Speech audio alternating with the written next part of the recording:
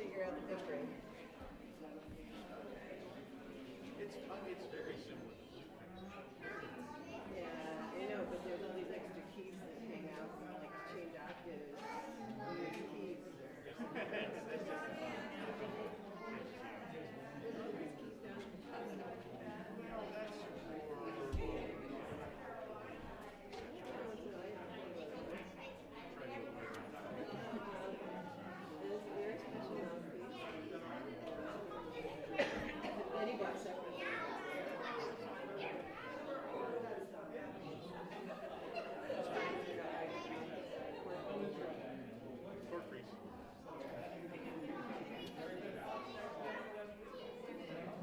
You want to try it? Later. Well, not right now.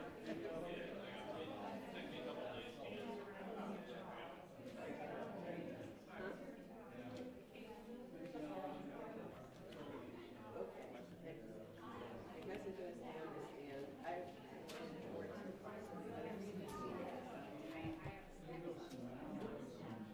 understand. This thing hooks on here and that keeps it.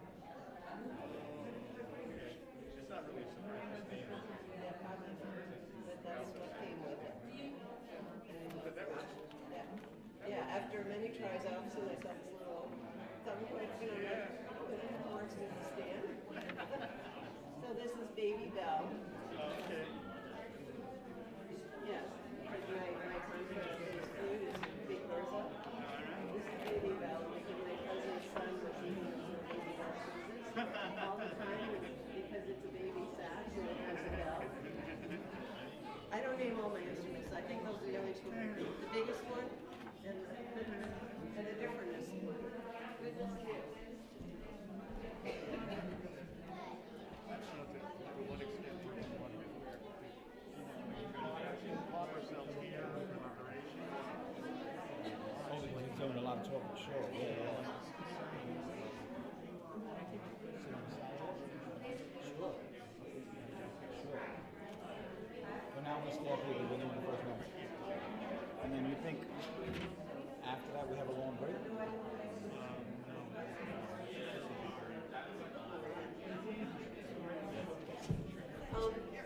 You know, as long as it comes out about that high, I bet it's good. it's from the music to Oh, okay. Good. That's too much in it when you create The that. chair? Yeah, it's good. Okay. That's why I use the chair with a cushion. So decide which you prefer. If you don't mind. No, I don't. I'll just try not to move it. No, sit on it, it squeaks. Yeah, okay, no problem. Yeah. As long as it won't break. No, it won't. Until after that, right? We're ready for you to break it. All right. When you're ready. You tell me when to get off. 'Cause I'm not doing this, right? No, but I am. But we're playing here.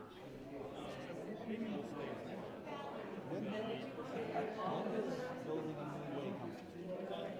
It's not listening. 10:17. Oh, okay, there it is. Okay, that's good. Where's the gong? Who's going out and asking if they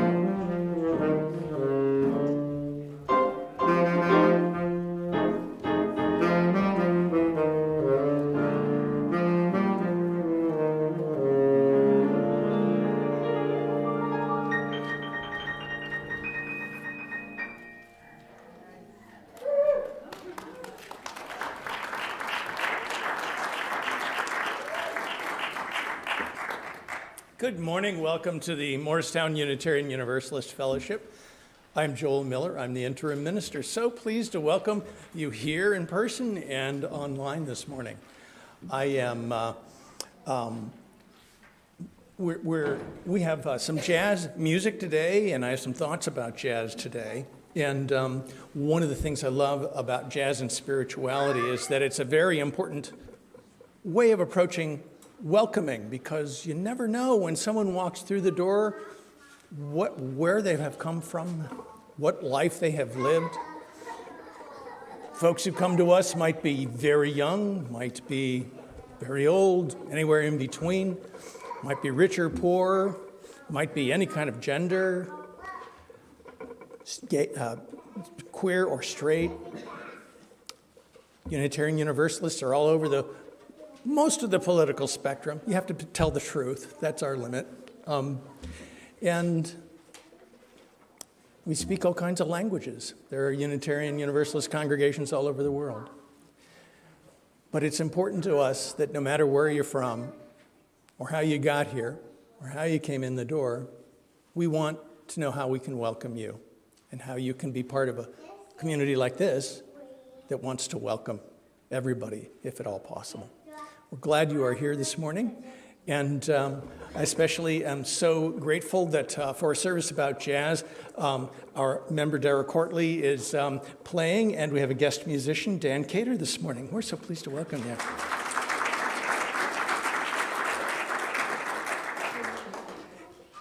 And now Kathy Cacavalli has announcements for us.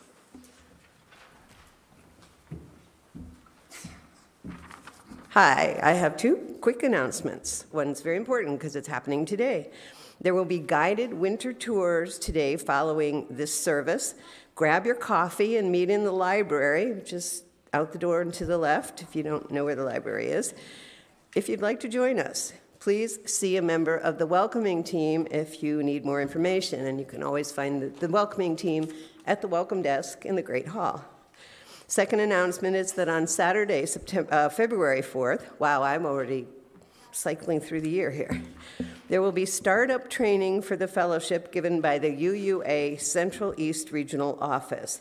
More information about the specifics will be coming out shortly, but if you'd like an overview of the training class, you can find the URL in your order of service, both in person and online. Thanks.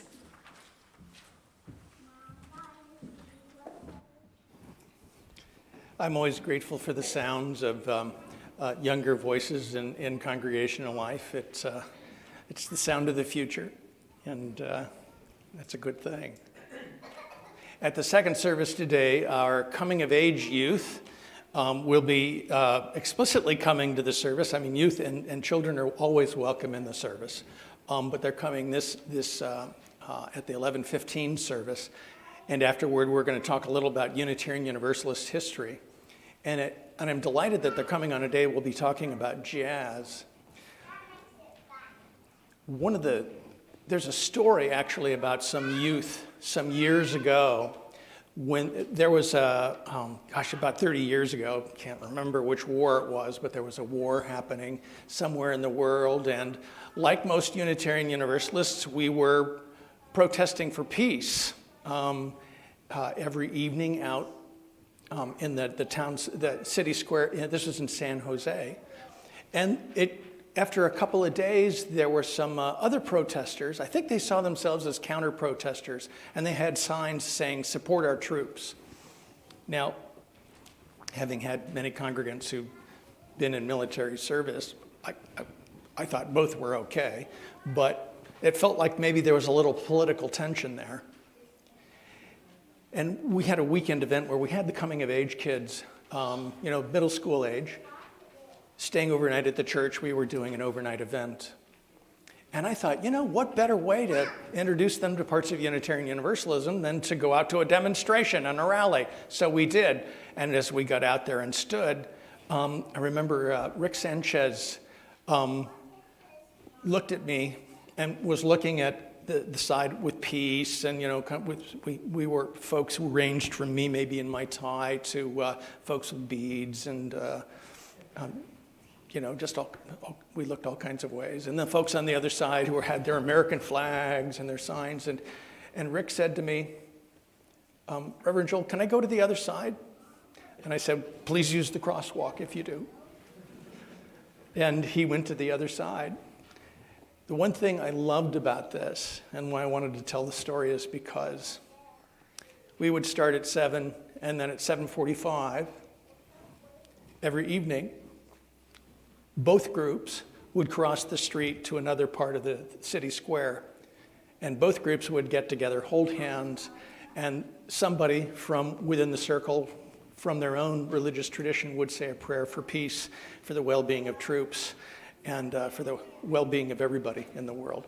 And I thought what better experience for our youth than to protest, but to remember as Unitarians, we do have this sense that we are all one, ultimately.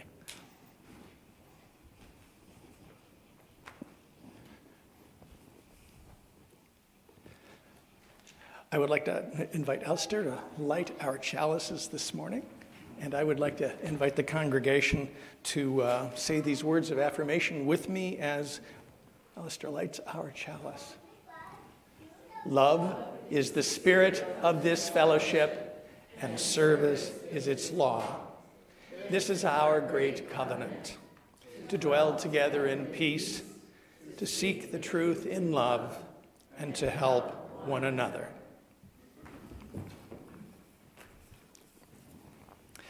I'd like to invite you to sing with me. This hymn is number 1007 if you want to use the book. Otherwise, the words are here on the screen or on your screen at home. Please stand if body or spirit. There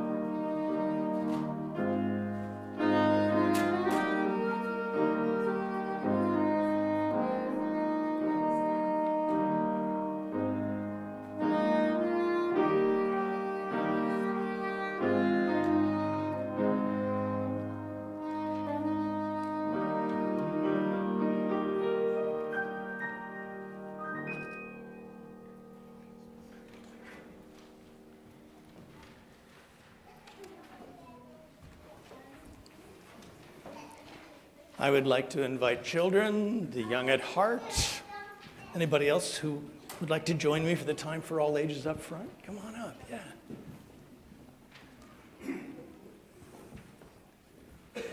Good morning. Good to see you guys.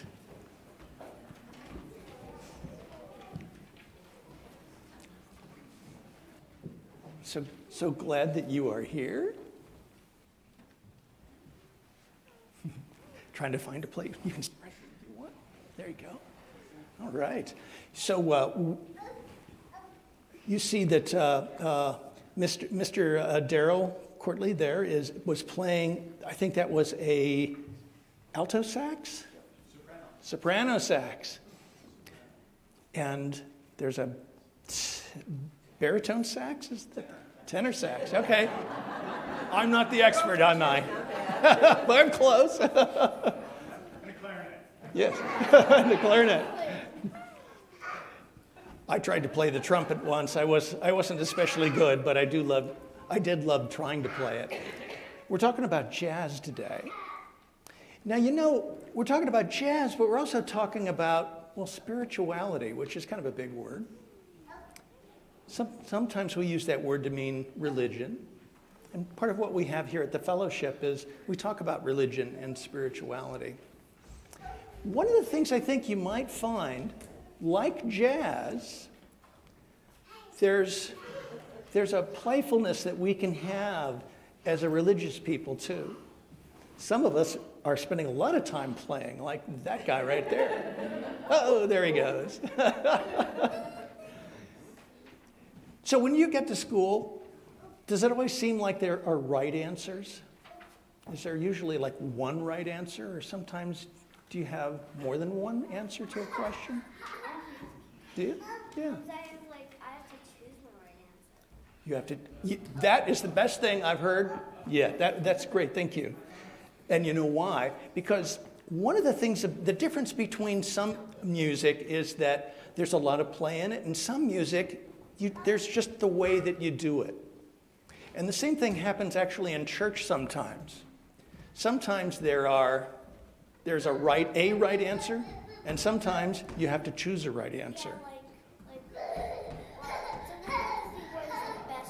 What is the best right answer? She's going to do the sermon today, I think.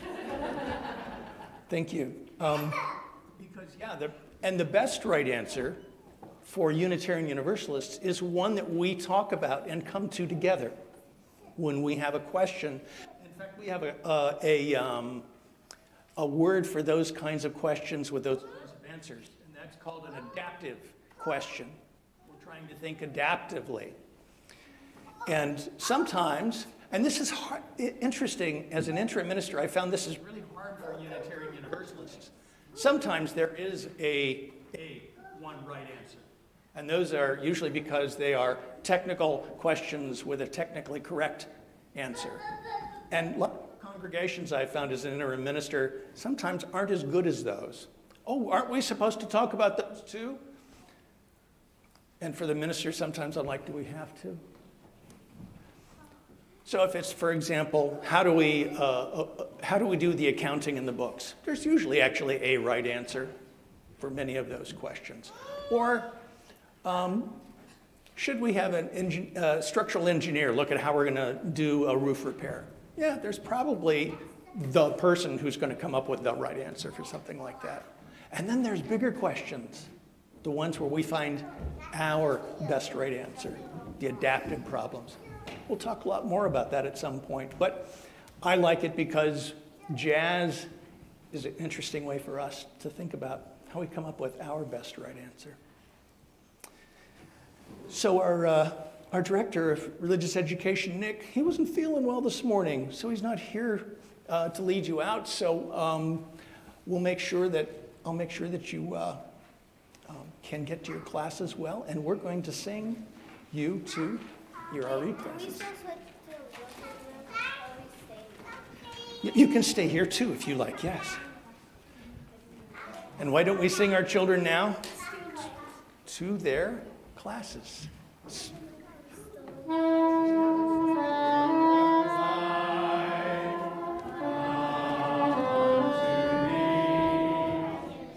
you.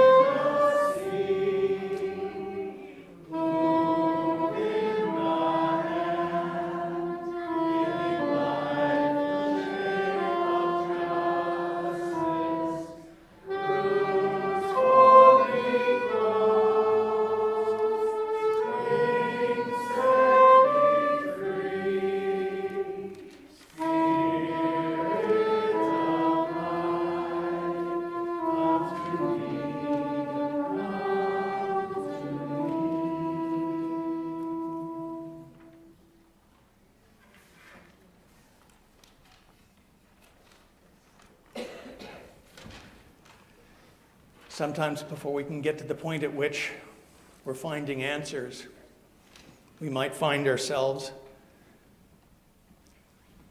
in the midst of our questions and needing to find one another, just to give them voice, to make sense of them, to understand that we may even have them. Our time of milestones and passages is our ritual way of remembering our humanity.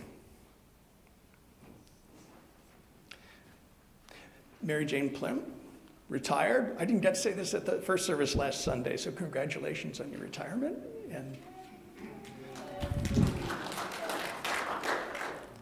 And she's moving. Is it to Denver? Yes. Yeah. So we're sorry to see you leaving here, but for such joyful reasons. And Mary Jane's looking for a little help with moving on February 18th, by the way. So if you're available, there's pizza, I think, right? Yeah.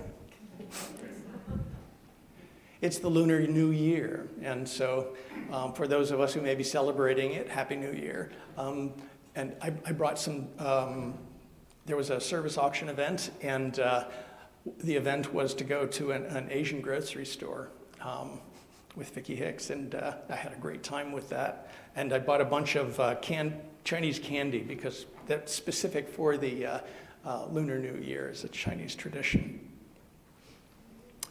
It's in the coffee hour afterward.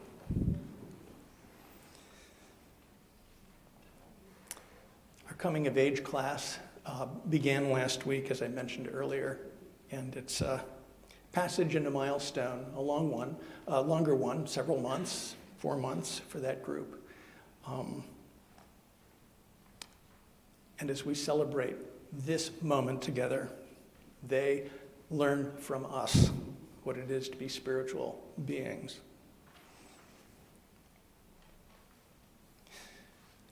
And 50 years ago today, the decision was made by the Supreme Court Roe versus Wade. Women gained the right to make their reproductive decisions about their bodies. As most of us, I think, know, that decision was taken away by the Supreme Court last June. There are some rallies today acknowledging that anniversary, and may those rights return.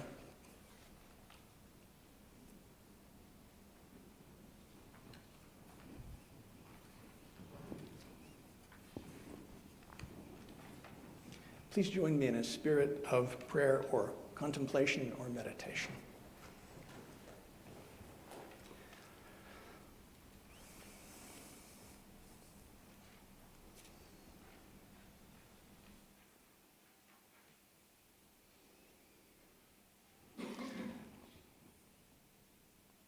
What do I say? Spirit of life. Some days I'll say God. Another day I might say vital force. I might say higher power. I find myself in a prayer to you, but is that even possible? Some days the words crumble like dust. Not a prayer, not a meditation, not a poem. No name to say. Sometimes my words crumble. Some of my prayers are crumbly. They vanish in a haze. What is a prayer supposed to be? Someone told me the other day she knows you're there, but doesn't know how to pray to you because you're beyond definition. I knew exactly what she meant. I offer my thanks before my meals. But there are times I force myself to feel something and I'm not really feeling it yet. And I'm not sure if I'm really praying yet. Maybe I'm fulfilling a duty, and that doesn't seem right. But then just the other day I remembered how to pray. Maybe it was a bit like that moment when that little boy was playing here on the stage, on the bima. I was just walking down the street. The sun was shining. The sky had turned warm and blue. And I saw neighbors walking with their children, laughing, happy. And all of a sudden, yes, I knew how to pray. Thank you, I said. Thank you for my children. They've grown and beautiful and happy. Thank you for my family. Thank you for my congregation. For these beautiful people. Thank you for their hopes and their dreams. Thank you for their commitments and their vulnerabilities. Thank you for the music. I love the music. And thank you that we can be in person again. Thank you for enough food to eat. Thank you for the flowers that come back in the spring. Thank you for the babies who will grow up here and on all these streets around us.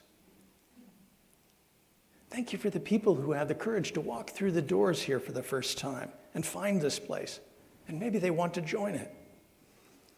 All these people, all so different, all so beautiful. It's so complex, so amazing. Thank you. Those are the moments when my prayers don't seem to crumble to dust. I think many of those prayers are most like jazz.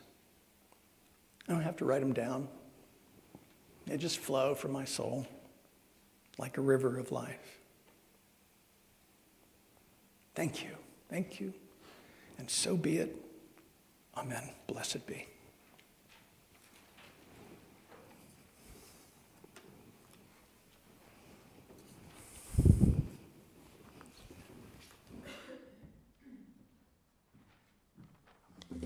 Our offering today will be split 50-50 between Morristown Fellowship and the Jersey Battered Women's Shelter, providing safety, support, and solutions for abuse for those who live or work in Morris County and face the issues of intimate partner abuse.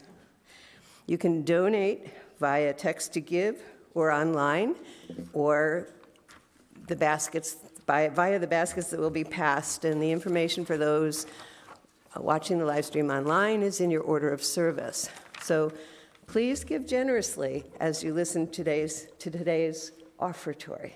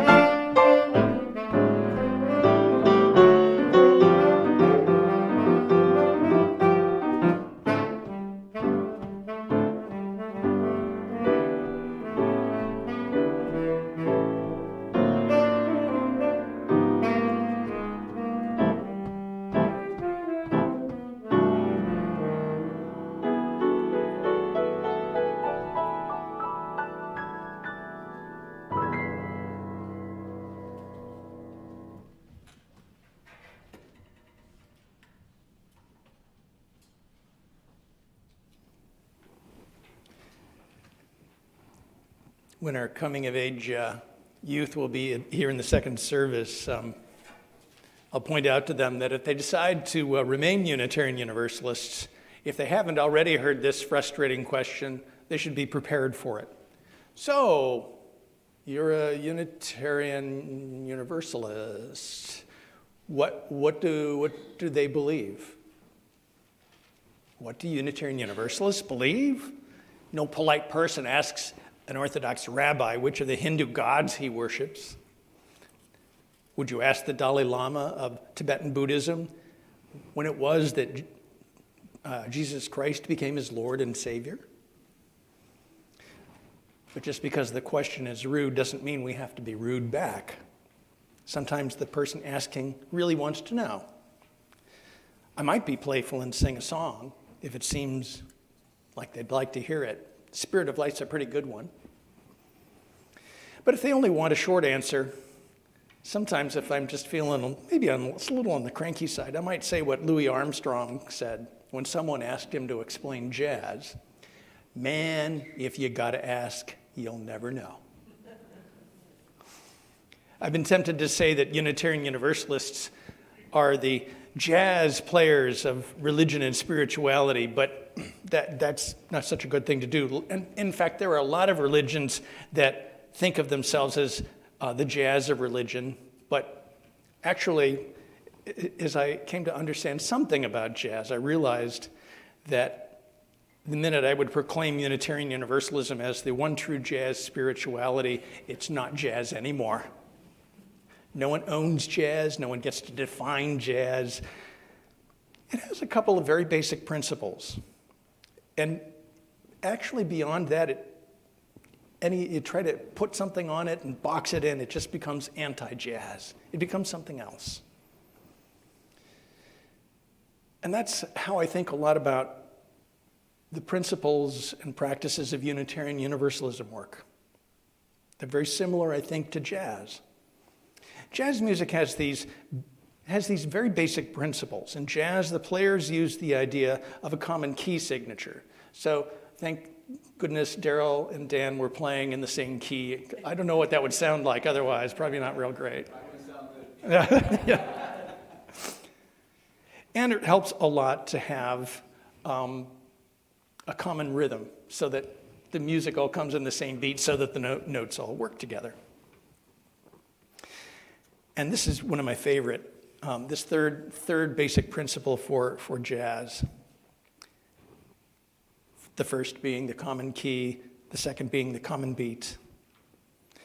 And then the third principle, as a Unitarian Universalist musician, Martha Meyer once said, the players and the audience have to listen, and they have to play with humility. It's all playfulness and playing together. I love this word humility. It comes from the ancient meaning of ground. It comes from the word humus. Humus shares the same roots. Humble. So to be human, also rooted in that same meaning, is to talk about ourselves as earth beings, literally.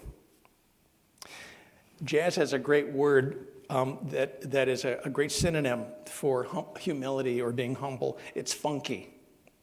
Funky probably came from the word funk, and funk means a strong smell of tobacco smoke. So, knowing the roots of jazz, there were probably some huts way back. There were folks playing some music, and they're probably smoking some cigars or cigarettes, and who knows what else. It probably smelled pretty funky when they were playing.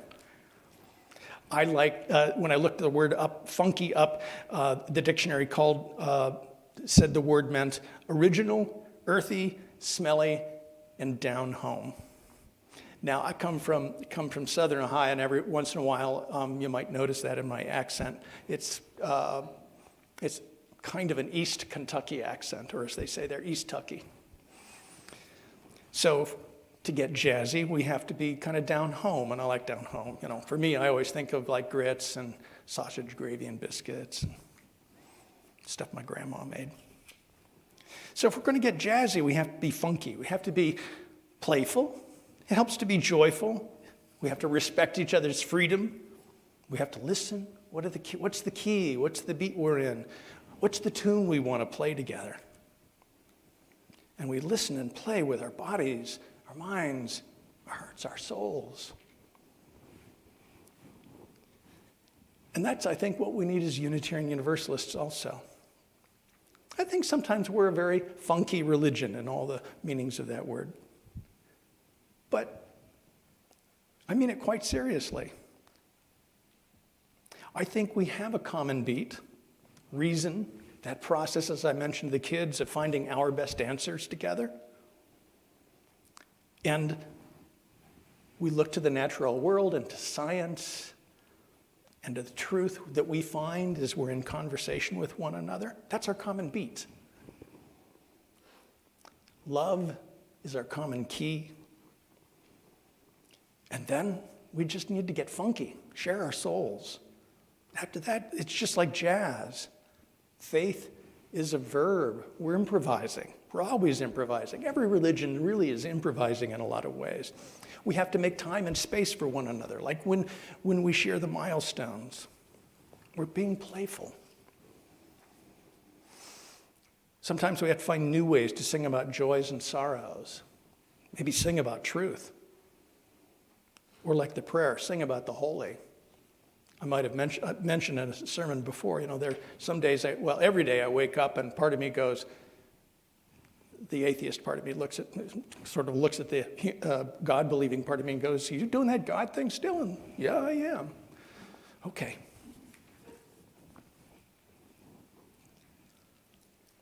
But that's what we do here. If you're a theist, we make ourselves together a place where God plays and where we can be playful with God.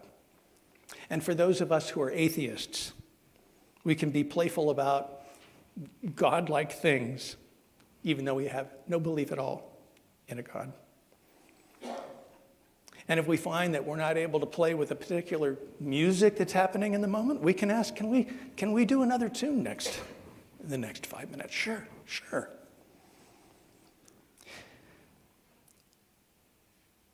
We were hearing some of the, what were the two tunes? One was Thelonious Monk, was that Blue Monk? Yes. Blue Monk, I love Blue Monk. And then the other one, what was that called? Satin Doll. My dad loved Satin Doll. He always had that on the easy listening music station back in the day.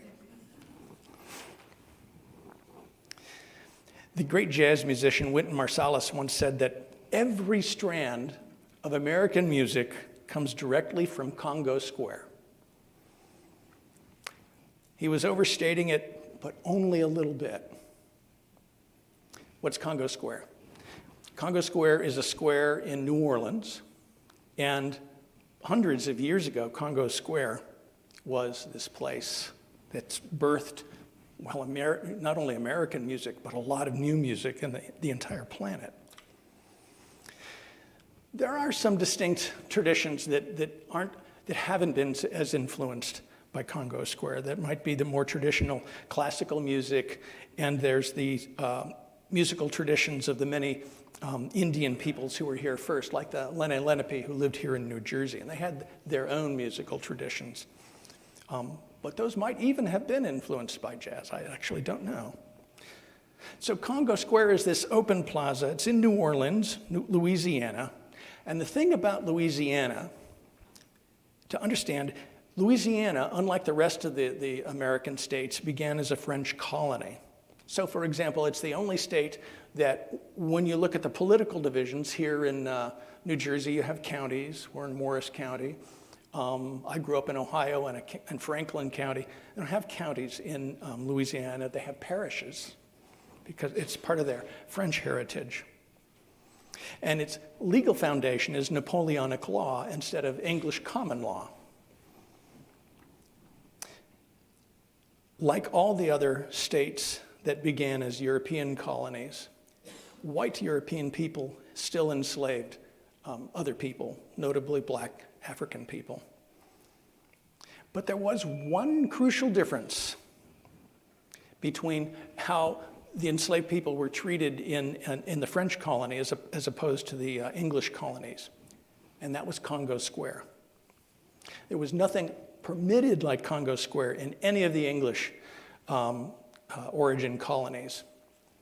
The African people enslaved by the English were forbidden to play and sing any of their music, especially drumming. The English feared that the drumming would be a way that they could communicate with each other across long distances. They might want freedom. In Louisiana, the French colonial government actually gave a day off to enslaved people, which didn't happen with the English enslavers.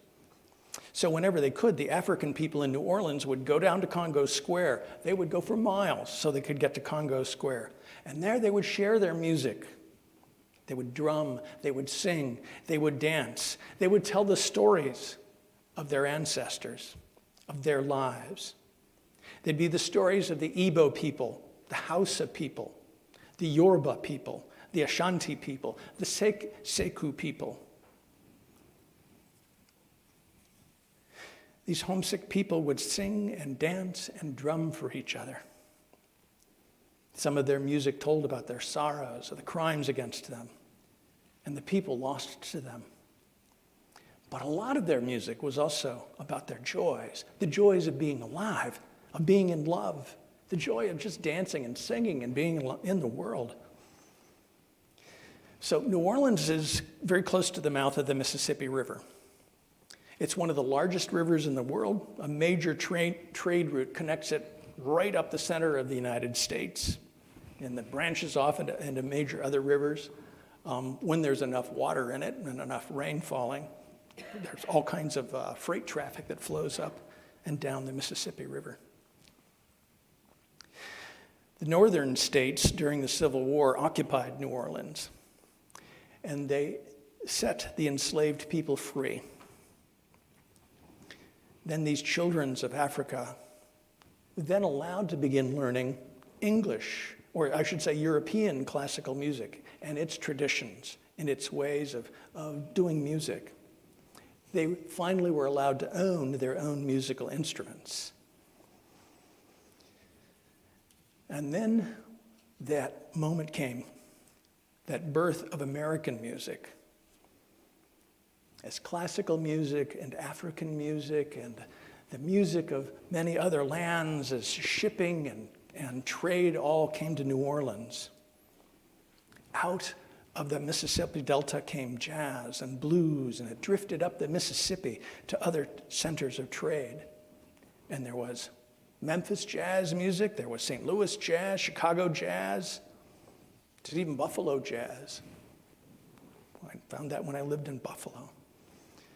And jazz also extended out across the seas to Cuba and to Brazil, up to New York and Philadelphia. So when Wynton Marsalis says American music is rooted in Congo Square, he's talking about jazz, he's talking about blues, he's talking about swing, he's talking about rock and roll, country even, hip hop, punk, even folk music. Classical composers like Gershwin or Aaron Copland were influenced by the spirit of music that came out of Congo Square. You have those blue notes. You played kind of a bluish note there at the end of that Satin Doll. I think that was a lot of fun. You know, da da da da da da. You know, a little off. That's really fun. I like that. That's what I love about jazz. It sounds like people having fun talking to each other when you hear it played. I think one other fundamental thing I've got to say about jazz is that it's also a music about freedom, the longing for freedom, the longing to be free from suffering, the longing to be free with one another in our care, in our spirit. I loved jazz when I was a teenager. I'm old enough that I had those vinyl records, LPs, long playing records. So they were 33. They went around 33 cycles a minute. I loved rock and roll. I loved classical music. Beethoven was my favorite. I liked punk. I liked jazz. That's how I figured that. Oh, that's got to be Thelonious Monk. Da da da da da da da da da da da. Thelonious Monk was always a favorite. I had a couple of albums by a guy named John Coltrane. I really liked John Coltrane's music. My family hated John Coltrane's music and asked me not to play it when they were around. I finally found what was that song? Favorite Things, I think. It was a little more, I guess, accessible. John Coltrane was born in 1926 in North Carolina. Both his grandfathers were ministers, and his mother played piano for the choir. His father played the violin. Coltrane's childhood was filled with church and with stern but loving men. And then when he was a young teenager, Coltrane's father, Coltrane's uncle, and Coltrane's grandfather all died within a span of 12 months. And the young John Coltrane was devastated. He played his saxophone all the time to feel better.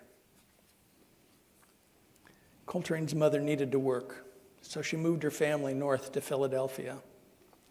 When Coltrane got there, he took music lessons. He was exposed to jazz music there. Then he served as a musician in the army when the Second World War came. He had become a great musician, and a great band leader, Miles Davis, asked John Coltrane to join his legendary jazz quintet in 1955. But then it was only 2 years later that Miles Davis fired John Coltrane. Coltrane had an addiction to heroin and alcohol. He didn't play so well sometimes. And by 1957, John Coltrane reached the lowest point in his life. He didn't want to die from his addiction, so he shut himself in a room for 2 weeks and withdrew from heroin addiction alone. Something I understand is very painful. But something else happened in that time, and Coltrane wrote about those 2 weeks. During the year 1957, he writes, "I experienced by the grace of God a spiritual reawakening, which was to lead me to a richer, fuller, more productive life. At that time, in gratitude, I humbly asked to be given the means and privilege to make others happy through music." After that, John Coltrane mostly was successful in avoiding use of drugs or alcohol. He found happiness, more importantly. He found a happiness. He was exploring the religions of the world. He studied Islam. Then he went to India and studied Hinduism. He read the Bhagavad Gita. Coltrane's music became his prayer. Music was his prayer. And playing was his religious worship. And he was finding truth in all the religions in the world and in the music he found throughout the world as well. And it was only years later, when I'd found out these stories about John Coltrane, that I listened again to his songs, and they had sounded strange, but they'd had an integrity in them that I heard. And then I realized, oh my gosh, that's what he's doing. He was playing 2 kinds of music at the same time, sometimes even 3 kinds of music at the same time. So he'd be using the tonal scale that we're used to that's on the piano, and then he'd be playing the tonal scale that is part of the Hindu music tradition. And then he might include a tonal scale from another tradition, like the Islamic tradition.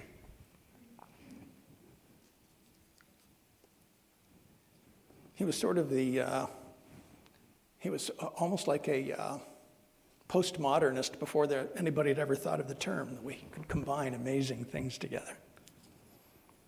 Coltrane said he wanted his music to bring people something like happiness. He said, "I would like to discover a method so that if one of my friends is ill, I could play a song and he'd be cured. I want my playing to be a force for real good. I know that there are bad forces here that bring suffering to others and misery to the world, but I want to be the force which is truly good." Coltrane was living his jazz, living that jazz spirit, that music. Just as he lived the primary 2 commandments of Christianity, the faith of his childhood, The commandments to love our neighbors as ourselves and to love what is holy. I saw some years after first listened to Coltrane. I saw some videos. It was on when finally there was YouTube, and I watched him playing, and his entire body would be consumed while he was playing jazz. He opened himself to the Spirit, and he said about that, once you become aware of this force for unity in life, you can't ever forget it. It becomes part of everything you do. My goal in meditating on this through music is the same, and that's to uplift people as much as I can. His spirit was so strong in the music that there's actually a church in San Francisco that's called the John Coltrane Church. And people go and they listen to John Coltrane's music, listening for that uplift, that spirit that he wanted to have in his music.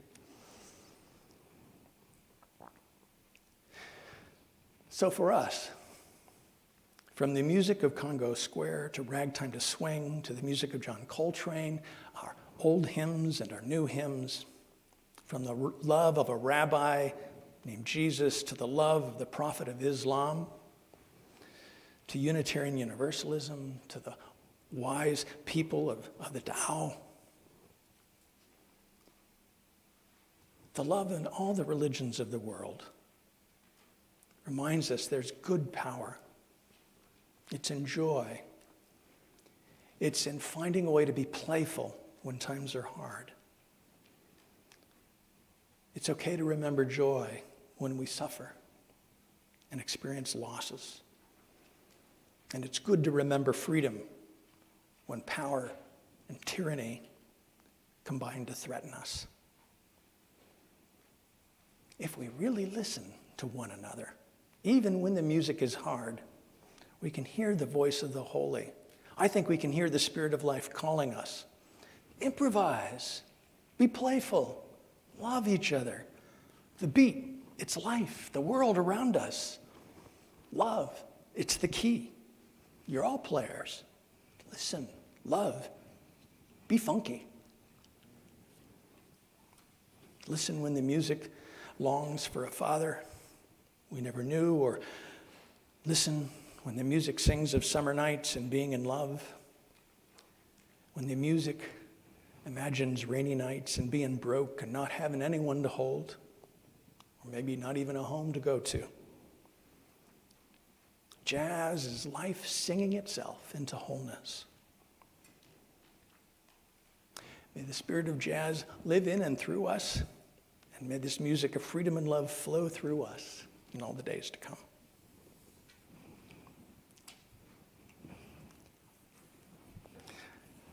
I'd like to invite you to sing with me. Number 1017. It'll also be on the screen here in the meeting hall or on your video screens at home. Building a new way. And in the spirit of jazz, I have to figure out how I'm going to, I still can't quite get square with we can feed our every need. That one never worked for me. I was going to take it out, but I thought, now we're doing jazz, we'll leave it in. As you sing it, I'd be curious afterward if you have any thoughts about how that actually works, let me know. Or if you don't think it works, let me know that too. All four verses.